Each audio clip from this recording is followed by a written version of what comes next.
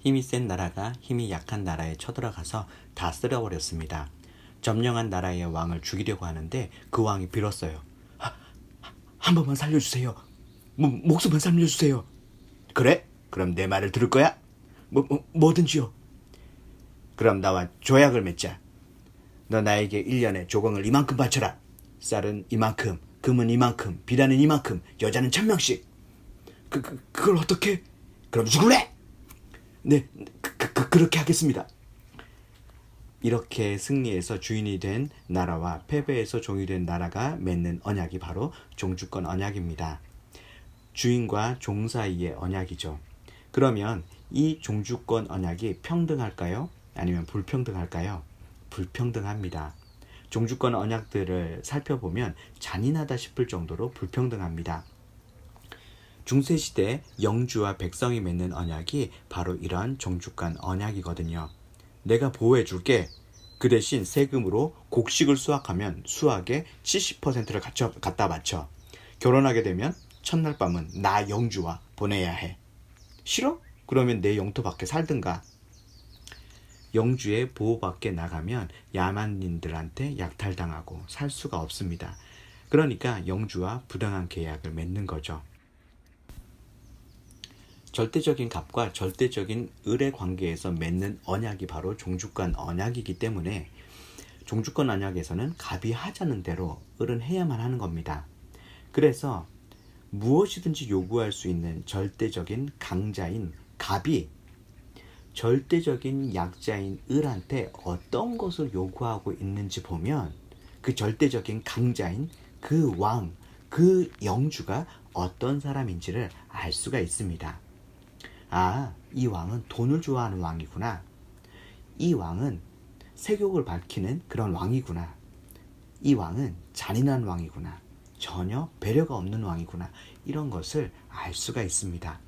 그래서 종주권 언약, 절대적인 강자와 절대적인 약자가 맺는 이 종주권 언약을 보면 강자인 왕이 무엇을 좋아하는지, 어떤 가치를 가지고 있는지, 어떤 성품인지를 알 수가 있습니다.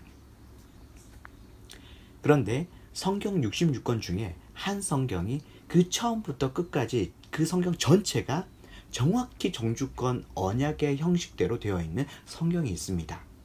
그게 뭐냐면 신명기입니다. 신명기가 바로 처음부터 끝까지 한 권 전체가 정확히 종주권 언약의 형식대로 되어 있습니다. 그렇기 때문에 절대적인 강자인 하나님과 절대적인 약자인 이스라엘 백성이 종주권 언약을 맺는 것으로 되어 있는 것이 신명기이기 때문에 신명기를 보면 신명기에서 절대적인 강자인 하나님께서 이스라엘 백성에게 뭘 요구하시는지 보면 뭘 알 수 있겠습니까? 하나님은 뭘 좋아하시는지, 하나님은 어떤 가치를 가지고 있는지, 하나님은 어떤 성품을 가지고 있는지 하나님에 대해서 우리가 알 수가 있겠죠. 그러면 신명기에서 하나님이 이스라엘 백성에게 요구하시는 것은 무엇일까요? 그게 십계명입니다. 여러분 생각해 보세요. 종주 나라가, 강한 나라가 약한 나라에게 야, 내가 너 보호해줄게. 내가 이 나라들로부터 보호해줄게. 알았어? 그러니까 너 소작의 70% 나한테 갖다 바쳐. 이게 종주권 언약이에요. 그래서 하나님께서 이렇게 말씀하세요. 이스라엘아, 내가 모든 나라로부터 너를 보호해주겠다. 모든 정쟁에서 승리하게 해주겠다. 비를 주고 내가 다 해주겠다. 그러니까 어떻게 하래요? 그러니까 너 일주일에 하루는 쉬어. 내가 보호해 줄 테니까, 내가 축복 어마어마하게 해줄 테니까 내 부모를 공경해라. 이게 하나님과 이스라엘 백성이 맺은 종주권 언약입니다. 여러분, 하나님이 어떤 분이신지 아시겠습니까? 일주일에 하루는 꼭 쉬어라. 부모를 공경해라. 살인하지 말아라. 간음하지 말아라. 이게 누구의 유익인가요? 하나님에게 유익인가요? 아니면 이스라엘 백성에게 유익인가요? 우리는 오해합니다. 하나님의 말씀대로 사는 것이 우리가 아닌 하나님을 위한 것이라고 생각합니다. 하지만 그렇지 않습니다. 하나님의 말씀대로 살 때 유익은 우리에게 있습니다. 그러면 하나님께서는 왜 철저히 우리에게 유익이 되는 이런 조약을 맺으신 걸까요?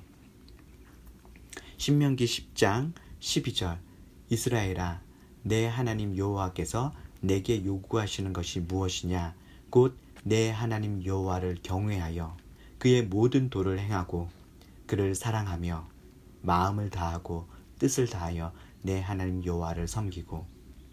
하나님이 이 종주권 언약에서요 이스라엘에게 요구하시는 것은 십계명인데 그것은 한마디로 말하면요 너 나 사랑해라. 너 나 사랑해라 라고 하는 게 하나님께서 이스라엘에게 요구하시는 것입니다. 하나님께서 이스라엘 백성에게 요구하시는 것 이것 단 하나예요.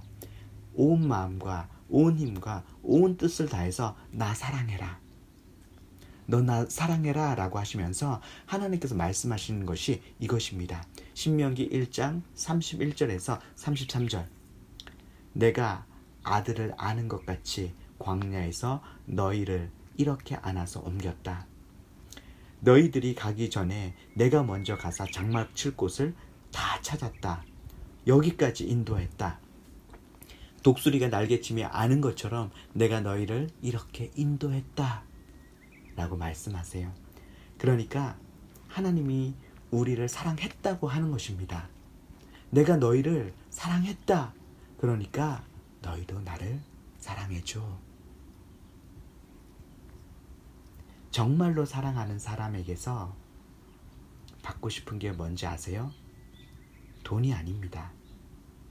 진짜 사랑하는 사람에게서 받고 싶은 거 단 하나예요. 사랑입니다. 사랑하는 마음. 그거 하나면 충분합니다. 그래서 하나님께서 이스라엘 백성에게 요구하시는 것도 이것 한 가지예요. 사랑. 나 사랑해줘. 나 사랑해줄 수 있겠니? 라고 하는 것입니다. 제가 며칠 전에 자려고 누웠는데 하나님께서 절 위해서 하신 일들을 하나씩 생각하게 되었습니다. 내가 뭐라고? 마치 사랑하는 여자가 쇼윈도에 어떤 물건을 보고 거기에 시선이 멈춰 있으면 그거 눈여겨봐뒀다가 짜잔 하고 사가지고 주는 것처럼 그때 감동하게 되는 게 그 선물 때문이 아니잖아요. 그때 감동하게 되는 게 내게 늘 관심을 갖고 있었던 것 때문에 감동하는 거잖아요. 저는 늘 하나님께서 저에게 주시는 선물 때문에 감사했는데 그날 밤은 그 하나님의 마음을 알겠더라고요. 늘 소중히 여기시고 내게 늘 관심 갖고 계신 그 마음. 그게 너무 고마워서 제가 하나님 감사합니다. 감사합니다. 사랑합니다. 하는데 눈물이 계속 나는 거예요. 귀 뒤로 하염없이 흘러내렸습니다. 그렇게 누워서 한참을 울다가 나와 보니 한 1시간 정도 시간이 흘렀던 것 같아요. 누워서 식탁에 앉아서 작게 찬양하다가 기도하다가 다시 잠들었습니다. 하나님은 여러분에게 원하는 것 딱 하나입니다. 하나님이 여러분에게 너무너무 듣고 싶은 말 한 가지죠. 하나님 사랑합니다.